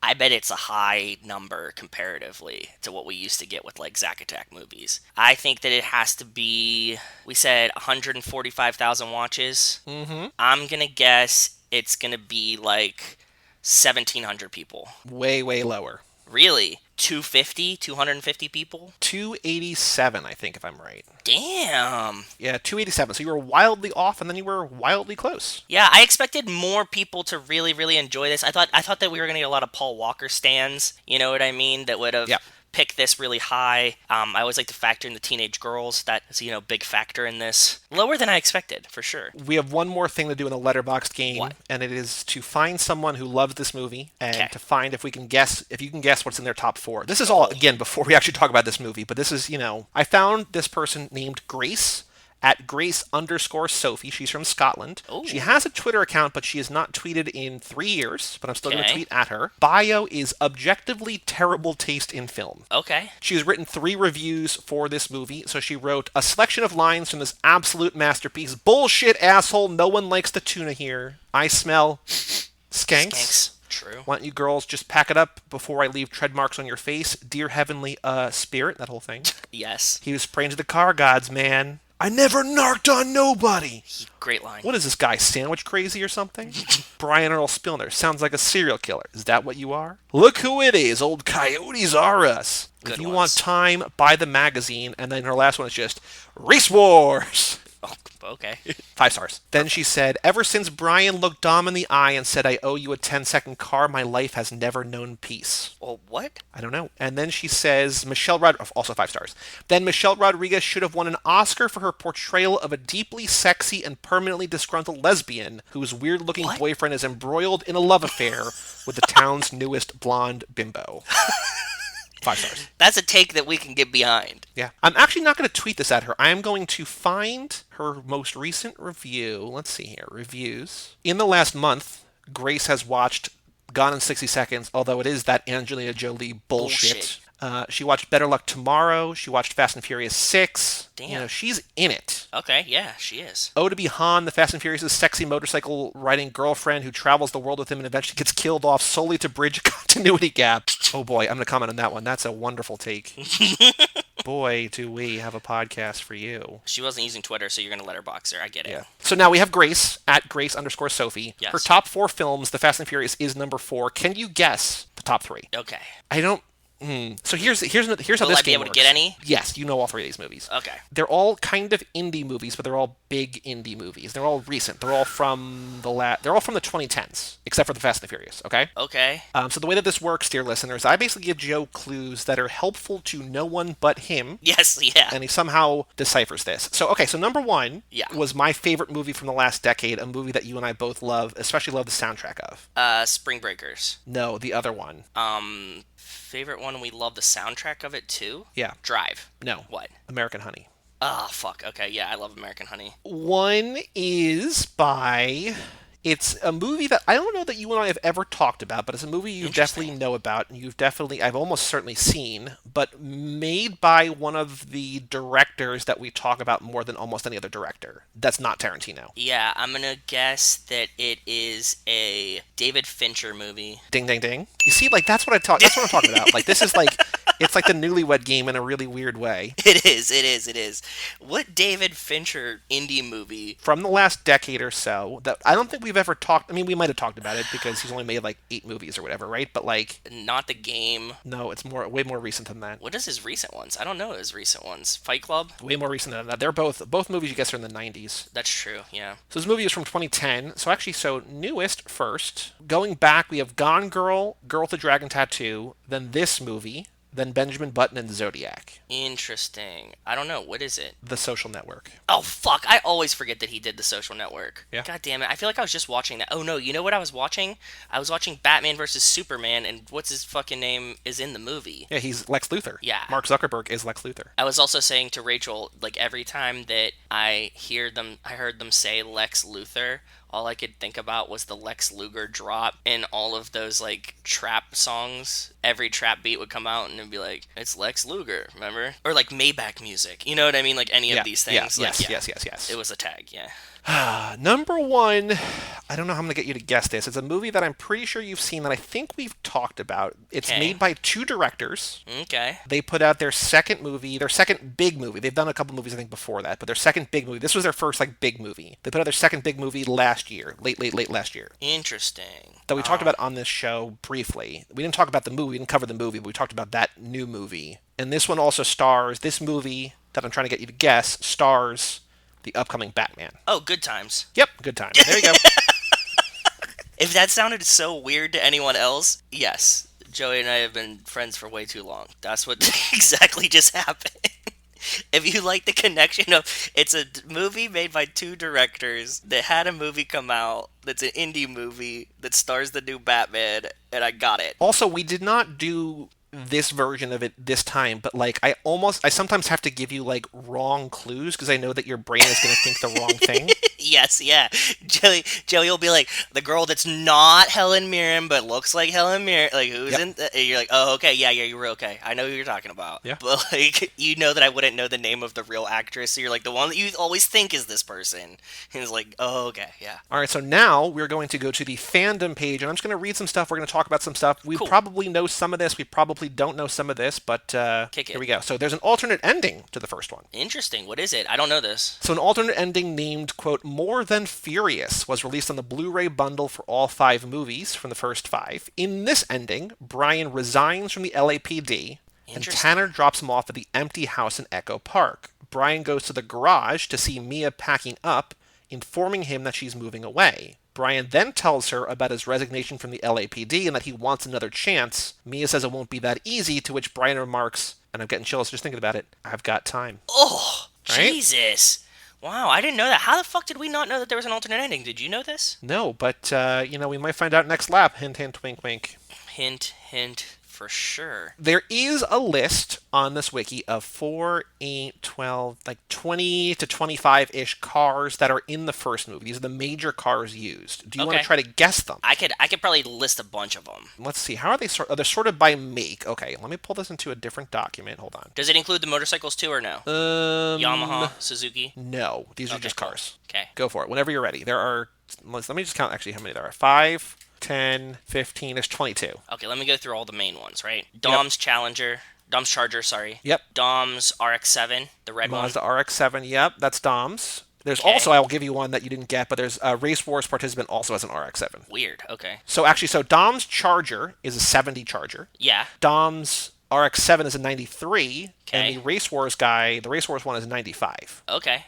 Then let me keep going here. Letty has the Nissan Altima. There's not a Nissan Altima in here. What is it? A Nissan what? There's two Nissans, but neither are to Letty. What is... Oh, Leon has the Altima. Leon has a Skyline. He has a blue Skyline, but who has... Then Vince has the Altima. Vince has a 240 SX. Is that an Altima? No, it's not. He has a 240 SX. Jesse has the white Jetta. Yep. Also, what's kind of cool is that they also have whether they're active, damaged, or destroyed. Oh, like in real life. Oh, cool. His is damaged. I think just in the world of the movie. Well, actually, there is at least one motorcycle on here, but there's Jesse's Volkswagen is damaged, Dom's Dodge Charger is damaged, but everything else you said so far is active. Okay. Let's go. Mia has the Acura Integra. Yeah, so hers is active, and also somebody else has an Acura Integra. So hers is a 94. Somebody else in the movie has a 96 Integra. Can you remember who that is? Who has another Integra? I went through Vince, Leon, Jesse. And this person's not family, but they're family adjacent, kind of. An Acura Integra. Is like Hector have an Integra? No, he had that No, Civic. but you're very close. Very close with Hector. What does that mean? And Hector's car is actually not on the list, so... His Civic, yeah. Oh, a bunch of Honda Civics, just for everyone, right? There's two on here. There's one that just Street Racer is a 93 Civic, and then there's one that Letty, Dom, and Leon all drive. That's destroyed. But yeah, there's two Civics on here. Who has another Integra? I don't know. Who is it? Edwin. Edwin has the Integra. That's right. Okay, cool. So that gave me an opening there. Brian's Supra. Yes, Supra Mark IV from 95. Yeah, that's the orange one. And his Celica? That's not on the list. I don't know if that's a car that he has now. What's the But green there's one? there's two other cars that Brian drives that are in this movie that you've not said yet on this list. Oh, the parts truck from Harry's. It's a Ford F-150 SVT Lightning, yep, from 99. Yep. And the green Toyota. No. What is the green car? Fuck, I keep forgetting. I think this is the green one. I don't know. What is it? 95 Eclipse? Yes! That's right. He has the Mitsubishi Eclipse. Okay, so Brian's green Mitsubishi Eclipse. That's what I keep thinking, because I keep, thinking about the fucking Supra. Okay. Yep, and somebody else has a Mitsubishi Eclipse as well. There's a very obvious one. Of all the lines in the movie that mention a car make, what's the most famous one? The 2JZ engine? No. The Supra? What's the most... More than you can afford, pal. Ferrari. Ferrari Okay. F355 Spider. Yes. There's one more Dom car. One more Dom car that he drives that's not the Mazda and not the Charger. What else does he have? Got a Chevelle, a 70 Chevelle. Oh. There's one. What does Tanner drive? And this is just what's a cop car? The Ford Expedition. No, just a sedan, a Ford sedan. Okay, a Crown Vic. Yep. Cool. And then there's 5 that are left, and they're all part of Tran's crew. So guess Tran things, and then one other thing. The Honda S2000. Yep, that's Johnny Trans. Yep. The Lexus that they have. Nope. I mean, they might, but it's not on the list. What are the other cars in Tran's crew? I think that I Now, just there's remember also a motorcycles. chance. I know at least. Actually, hold on. Let me look something up. Hold on. Okay, that's a bike. So the Suzuki or the Kawasaki. There's a Kawasaki 650. Okay, yeah. Those are the bike brands that I remember. Okay, there's 2 bikes. I think there's 3 bikes left. I think. Yeah, I won't know any of the bikes. They're all Hondas. There's CBR 600, that's CBR right, the 900, Honda and a ones. CR 125. That's right, all the Honda ones. Yep. 2 by Tran and 1 by Lance. Yep. Yeah, that was cool. That's an interesting list. I mean, I think they got a lot of the main ones, but also some fringe ones that were weird. Yeah. Like the Ferrari, I guess in the list of 20 cars, that's one that I would not have remembered. Right, but That's I mean, cool. it is an important one narratively, It is. I guess. Yeah, the it one is. scene. True. All right, so production. So in early 2000, after filming on the Skulls finish, and if you've not listened to our Skulls episode, go back and listen to that. Yeah. Paul Walker was approached by Rob Cohen and producer Neil Moritz, who asked him what he wanted to do next. Walker said he wanted to do a mashup of Days of Thunder and Donnie Brasco, where he played both a police officer and a race car driver. I love Donnie Brasco. Do you like that movie? I never saw it. Really? Mm-hmm. That's interesting. When we were doing, Rachel and I were watching through a bunch of gangster movies, and everybody talks about Goodfellas, Casino, Godfather, right? Scarface, all of these ones. Donnie Brasco is my best sleeper pick in that genre. And it has Al Pacino in it, has Johnny Depp in it. It's a great movie. Highly recommended. Cool. It's a gangster movie, just like any of these that came out. It was much lower tier, doesn't get the hype of them, but I really love it. She loved it. I think you would like it too. Very cool. All right, I just added it to my list. They showed him the Vibe magazine article about illegal street racing in New York. The producers decided to give Walker a strong co-star. Originally, Universal agreed to greenlight the movie if the producers could get Timothy Olyphant, which we knew, I think we mentioned it one time a long time ago, Yeah. to play the role of Dominic Toretto. However, Oliphant refused, leading to Vin Diesel being cast instead. Perfect. The original screenplay for the movie, titled Racer X, was written on January 7th, 2000. Another I thought it was screenplay called was Red written. Line. So that's the area. Another screenplay was written by Gary Scott Thompson on April 20th, 2000. Then had the working title Red Line. Yes. The title rights, but not the story rights, of the 1955 film The Fast and the Furious, which, if you remember, And somebody told us they got this for like pennies because they owed somebody money or something weird, right? Wasn't this like part of like a convoluted story? so the Fast and Furious, I don't remember that part of it, but this is a Roger Corman movie. We've talked about a lot on this. Like, he made the Tammy and the T-Rex movie, and he's just like the do it fast, do it cheap, kind of canon films, sort of, but like was less scummy than Golan and Globus. Okay. Was purchased so that the title could be used in the project, another film about racing. According to an interview, Cohen was inspired to make this film after reading the Vibe magazine article and watching an actual illegal street race at night in LA. The film was shot in various locations within LA and Southern California. Key locations included Dodger Stadium, Angelino Heights, Yep. Silver Lake, and Echo Park, as well as Little Saigon and the San Bernardino International Airport, which is actually the venue for Race Wars. Cool. Cool. Very cool. The entire last rig heist scene was filmed along the Dominagoni Parkway on the south side of the San Jacinto Hemet in the San Jacinto Valley in California near Diamond Valley Lake. Cool. Something we We'll knew get about there. prior to filming. Jordana Brewster and Michelle Rodriguez did not have driver's license. So they We both knew took this. driving lessons. Yeah, we knew this for sure. Yeah. In the final climactic race scene between Dom and Brian, separate shots of both cars crossing the railroad and the train crossing shot were filmed, then composited together to give the illusion of the train narrowly missing the car. I think we might have knew that too. A long steel rod was used as a ramp for Toretto's car to crash through the semi-truck and fly in midair. Yeah, makes sense. That's cool. So they originally planned to release it in spring '01, but then the former head of marketing for Universal said that the film was not produced with a great deal of money, but when it was screen tested, the audience loved it. So that convinced them to put it in the summer, and it went up against Lara Croft Tomb Raider, Swordfish, and Dr. Dolittle 2. Damn. And Universal really ramped up the marketing budget.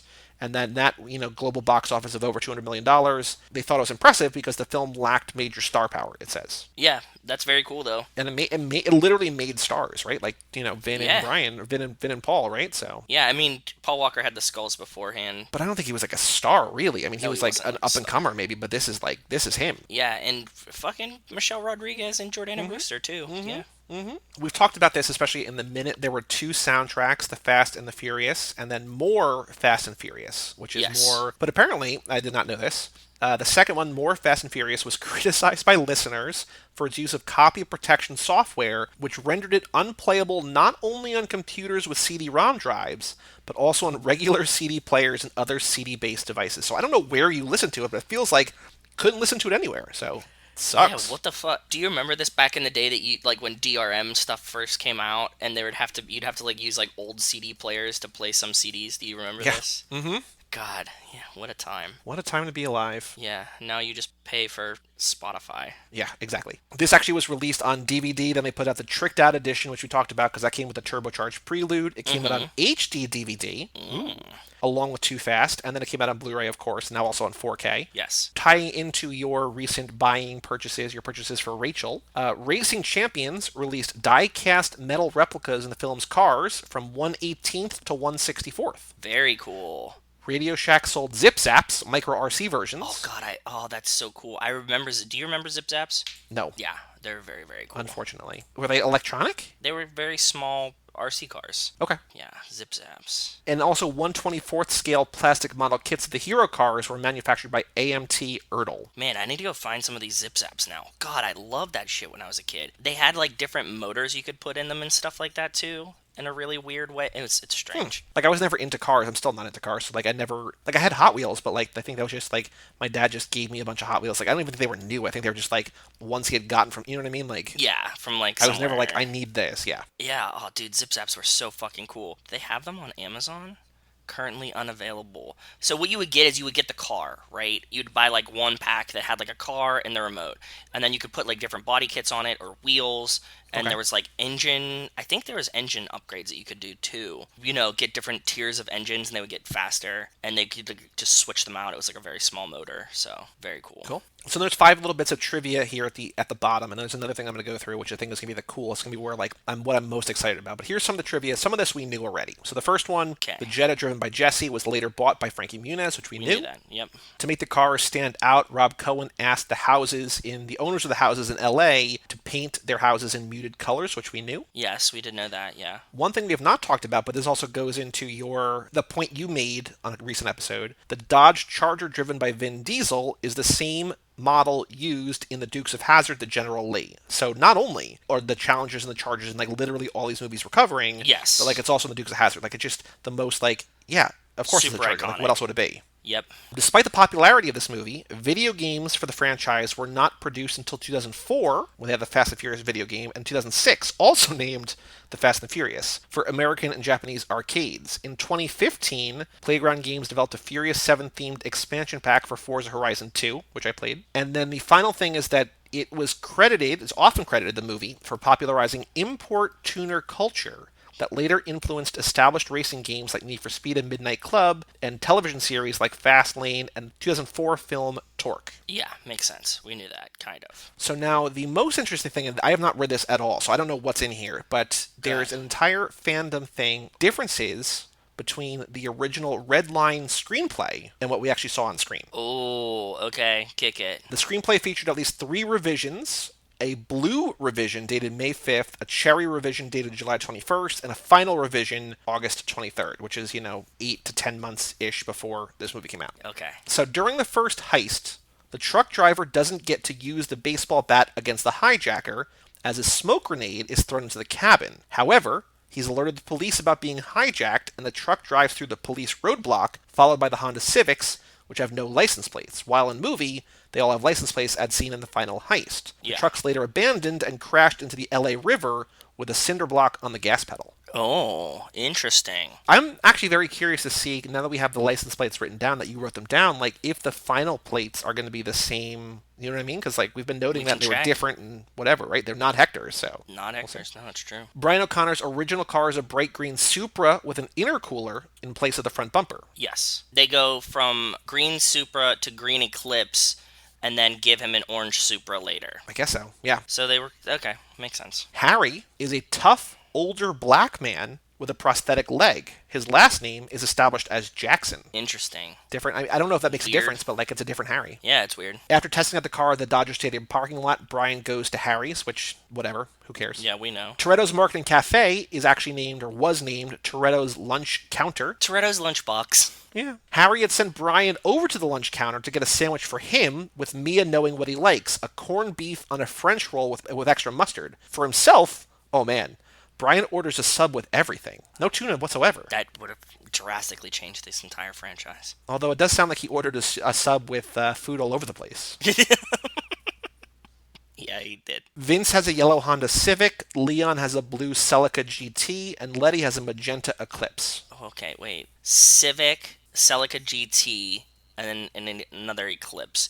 Okay, so they kind of just like shifted the cars around a little bit, I think. Brian first encounters Vince. This is this is almost like a George Lucas like Han shot first. Brian first encounters Vince when he accidentally bumps shoulders with him. He throws the first punch. Interesting. Wow. Very interesting. So the version that we saw sees not Brian as like passive person because he gets in the fight, but like Vince is definitely the aggressor. Where here it's like Brian's the aggressor. Yeah, very Instead weird. of pulling Brian off Vince, Dom pistol whips him Whoa. with a snub-nosed .38 revolver. Jesus. Tanner is first seen in the unmarked police car before the race. However, he doesn't quote-unquote arrest Brian. He just asks him to follow him to the HQ. That would have been very suspicious if anybody was watching. Right. I also do feel like the way that it's revealed in the movie, it feels like much more of a, oh boy. Yeah. Bilkins' first name was established as Bob Bilkins. Instead of an older man in a suit, he's a young, really laid-back triathlete in sporty casuals. How did they go from one of those to the other? Like, that's a wild swing. Well, they just switched like Harry and no, I guess like Muse, Tanner Hughes and Bilkins, I guess? Yeah, yeah. Brian mentions the race wars to his superiors early, before Dom's even brought it up, which is probably an illegal event, for Tanner mentions that the San Bernardino County Sheriff's Department has been trying to bust the races for 3 years. Okay. I wish that he would have mentioned race wars to the LAPD and they would have been like, not this again. Yeah. I thought we just got over that. Hector's car is a Nissan 300ZX. Okay, in the screenplay. Yes, yeah, So this he's is not all driving what's in that the Civic. screenplay, yeah. Okay, cool. The first race is for Pinks. It turns out that it's just Brian's car is up for Pinks and Right, everybody but I guess else's. the whole thing was going to be for Pinks. Yeah, makes sense. But can you imagine that? You go to one race, you come home with 4 different cars if you win. That's crazy. I don't even know how you do it. You got to have a crew to drive the rest of them, but they also drove their own car. I don't know, man. Also, I do want to point out that as we're doing this, your wife, Rachel, and Paul Cho Yes. are currently messaging back and forth, because he posted something about Fast and Furious. She said, boy, do we have a podcast for you. And then he's like, oh, I know, I'm still trying to ace the quiz. And Rachel's saying, I watch the movie so much, and they're still so hard. And then Paul just says, yeah, because he asked about the fucking candles. They're really hung up on how many candles there were. Eyes open. Got to speed read this room here. Or what's... No, the question wasn't how many candles there were. It was, are there more Which is there more of? Coronas or Yes. candles in this room? Yeah.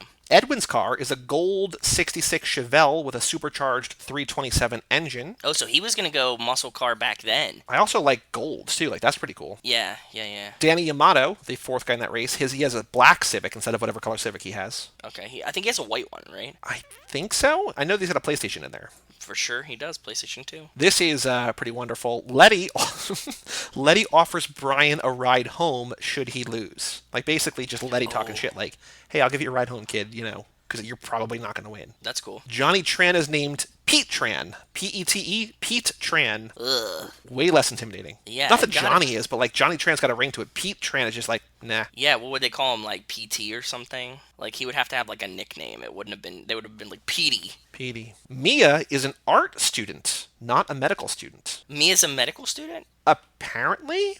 What book is she reading? I don't know. I don't know. I thought we looked at everything in her room. But here's something that is going to drastically change What? everything. Letty, not Dom's girlfriend. She's actually into Brian. Whoa. Between like Mia being a doctor and Letty being Brian's girlfriend would be very strange. I don't know if I could handle that. Mia is about to approach Brian, but when seeing him smiling next to a thrilled Letty, she turns around and climbs the stairs upset. So there's like a love triangle here. Everybody's into Brian. Yeah. Well, Dom clearly loves him. Letty loves him, and Mia loves him. It's like a love parallelogram or something. Yeah, boy oh boy. All eyes on Brian. Yeah. The new blonde bimbo. Brian's Supra was from the CHP impound, I think the California Highway Patrol, probably, and being not street legal, they wouldn't have been able to auction it. So I guess that makes sense where it came from. Oh, that's very cool. When Brian mentions he needs a new car, Tanner offers him a Porsche from the Wilshire Official Police Garage, which Brian refuses because the race horse is all about tuner power. So he says he'll look through the impounds. That's a cool way to do it. We later see them kind of use that trope when Brian's like, "Gimme cars in the impound," you know? Yeah. Brian's second car in the original one, in the Redline script, is turquoise blue, originally gray, Nissan 240SX with a Skyline engine. Oh, that's cool. That's very cool. But he was already going to get a Skyline, so that's... Yeah. Mia tries to set Brian up with Letty first, but Brian mentions he's not into her. Well, like, now that's contradictory to what we just read about before, right? Well, no, we know that Letty was into him, but he's not into Letty. Okay. Which, I mean, how are you not into Letty? Letty's the best. I know. I don't get it. Jesse drove a Volkswagen Bug, which I guess tracks, Weird. but whatever. Weird. Yeah. Dom's father's car is a 90 Buick Regal stored in a warehouse in San Pedro. Why? What? The Buick Regal would have been cool, though. Okay. Did it say a year or just said Buick Regal? 1990 Buick Regal. 1990 Buick Regal. Let me see. I was thinking of 80s ones. I want to see if they That's look a the same. real old man car. Who wrote that? That's I don't know, what man. wanna know. Oh, like an old, like this Regal? Not even like the cool ones? Ugh. I would not have been excited about that. I'm glad they went with a Charger instead. Yeah. For sure. On the note of Dom's father, he was a pipe fitter at the Navy Yard with stock car circuit aspirations. Okay. That would make sense. that tracks. The driver, so I guess this is going through narratively, so I think this is maybe where we're at roughly with the minute now. Okay. The driver who accidentally clipped Dom's father, Ken Jorgensen. Yorgi. Okay. When Brian breaks into Hector's garage, he cuts off a padlock with a hydraulic cutter. It sets off an alarm, which he silences by yanking out a phone jack. Oh, yeah, because we were talking about how, like, none of these places have security. It's Right. Like, how Yes. kinda Yes. weird. Yes. Yes. They just kind of, like, break into everywhere. Tran's car is a Mustang, Ford Mustang, no year. That would be weird. But it would also track, like I was saying, like, in Japan, like, Johnny Tran's not Japanese, we know this. But in Japan, that all the kids thought that, like, Mustangs were very, very cool, right? So... In Tran's garage, Brian writes up the serial numbers of the VCR players on his arm. Oh, Okay. How does he get out of that with Dom? I don't know. I don't know either. Brian plans to call Dom in as a witness in court with the claim that Dom gave him the cereals. Ooh. What? I guess he was going to, like... I guess his plan was to be Why? like, maybe Dom catches him? I don't know. Yeah, strange. In the screenplay, Brian was raised by his uncle and both of his parents are dead. Whoa. Well, I mean, I guess we never really hear about Brian's parents anyways, right? Oh boy, this next thing. Dom and Mia's father had chased off their mother to the New York area. Chased her off? How? I don't know, maybe just by being like an asshole? I guess. But that's interesting because we talked a lot about family and not really knowing the parent situation, right? Like, Yeah, both of those are kind of weird. those are game So- changers, yeah. Brian is Batman. Yeah, mm-hmm. Dom's father just sucked really Yeah. bad, but he kind of loves him. It feels weird, and I guess that's why it changed, but like it feels weird a guy would, well, maybe not, that a guy chases off his wife, but also is good enough with his daughter to like teach her homework. You know what I mean? Like it seems like in the version we see in this movie, maybe it's through rose-colored glasses, who knows? Yes. And maybe we'll learn more in 9, I don't know. But it feels like this one, like he was a good father. He was especially a good father to Mia. You know, he was great around the neighborhood. Yep, family everybody loved barbecues. him. Yeah, this is a wildly different Dom's father. Yeah, strange. Mia has a Honda Accord. Okay. When Dom and Brian are at the Neptune's net, Brian's beeper goes off, to which Dom gives him his cell phone and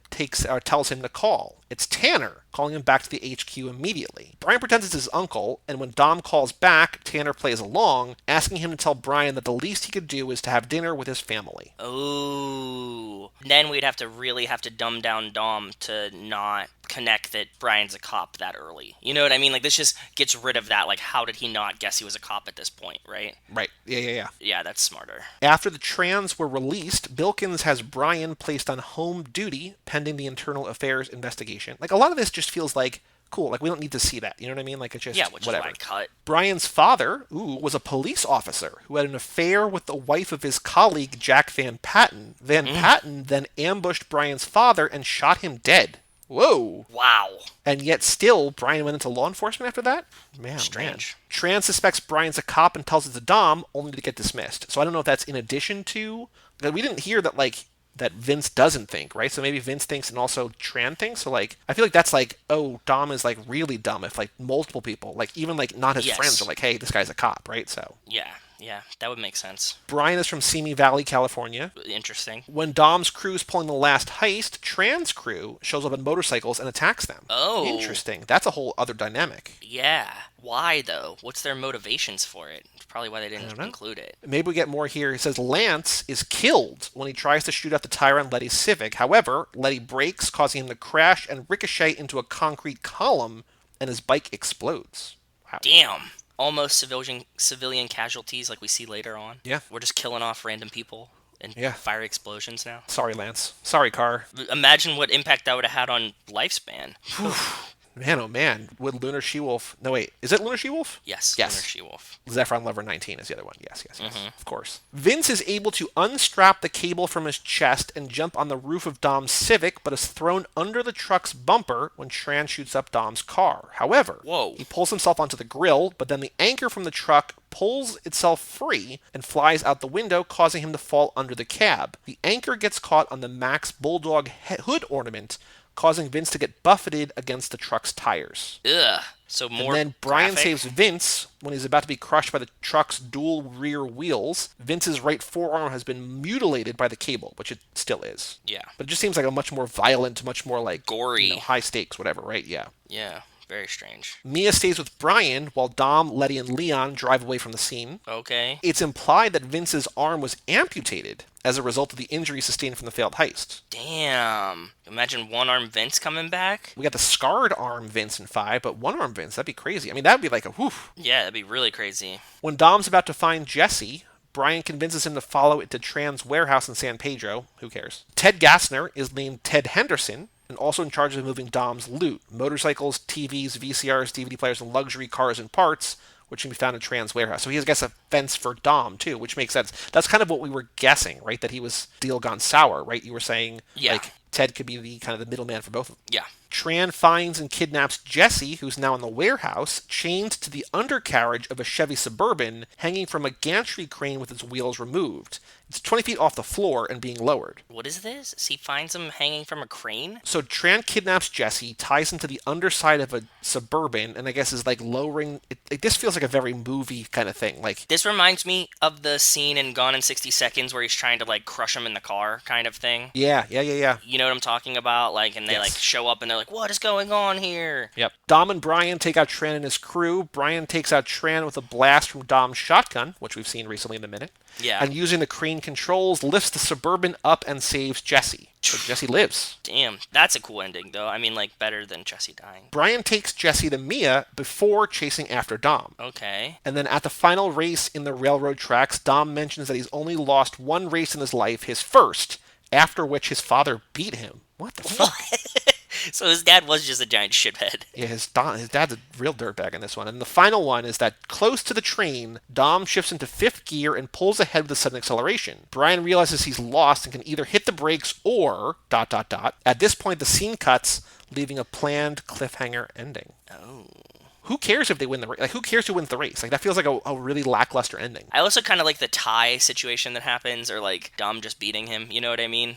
Yep. Yeah, like that's a better ending. And then the final thing, the only thing in production notes here, and this goes back to something we just read about, in a later draft where Letty becomes Dom's girlfriend, Michelle Rodriguez voiced her disapproval over Letty also having to sleep with Brian, as she felt it would give her the reputation of, quote, a slut, because she thought many Latinas in Hollywood were seen as that, and she didn't want that reputation. Vin Diesel backed her up. That's pretty dope, actually. Yeah. Good for her. Yeah. Stand up. I like that. That was really cool. That was a good fact to end with, too. Yeah, and that's everything on the red line thing. Like, a lot of that, who cares? Like, different car, it's cool, whatever. A lot of it, whatever. But the family stuff, like where Brian's parents being... I mean, maybe his parents are still dead. Maybe his dad had that crazy affair and then was shot and killed. Right? Who knows? But who the fuck knows? Yeah, or Letty being into Brian at the beginning would be a really weird dynamic. Yeah. And that's everything that I had pulled aside for this one. We're going to go more in depth. So, like a sneak peek, we mentioned it earlier, but Next Lap, it's not the main theme for Next Lap, but we're going to go deeper into like deleted scenes and stuff like that. So we're going to go more into that kind of stuff. But if there's any factoids or any weird things like we've not talked about for the first movie yet that you think we should talk about that we'd like to know, guys. Yeah. Email family@cageclub.me. Please. That was fun.